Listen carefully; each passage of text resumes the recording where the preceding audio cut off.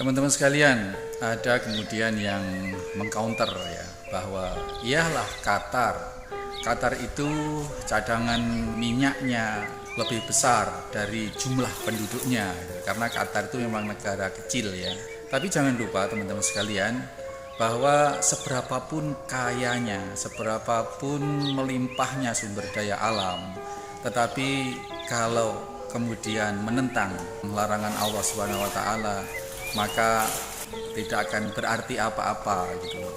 Dan yang kedua, besarnya sumber daya alam, besarnya cadangan kekayaan alam itu bukan jaminan, karena sifat manusia itu ya kata baginda Nabi sallallahu alaihi wasallam, "Lau ana li bani Adam wadiyan min zahabin." Apabila seorang anak Adam memiliki satu lembah emas, ahabba yakunu lahu wadiyani. Jadi dia masih menginginkan lembah emas yang kedua. Di dalam beberapa hadis dinyatakan apabila sudah punya dua lembah emas, maka dia akan mencari dan ingin menguasai lembah emas yang ketiga. Dan seterusnya.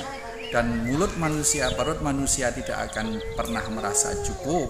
Kerakusan manusia itu tidak pernah akan ada batasnya kecuali telah diakhiri, telah diisi dengan tanah. Artinya akan berhenti kalau sudah mati, gitu, sudah mati.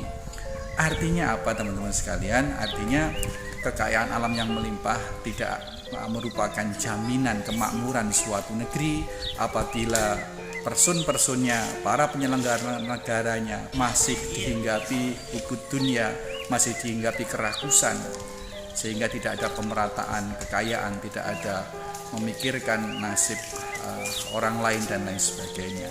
Maka kuncinya adalah bagaimana kita takut kepada Allah Subhanahu wa taala dan melaksanakan perintah sekemampuan maksimal yang bisa dan meninggalkan larangan. Di antaranya ketika kita bicara tentang Qatar adalah membersihkan praktek-praktek ribawi dari ekonomi kenegaraan maupun warga negaranya. Di situ poinnya.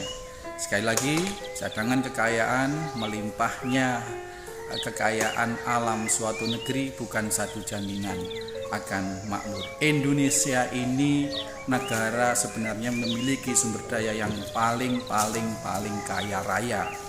Emasnya bukan saja 1-2 lembah, tapi beratus-ratus lembah, baik yang sudah dieksplor berpuluh-puluh tahun seperti di Papua ya, maupun yang masih belum dieksplor.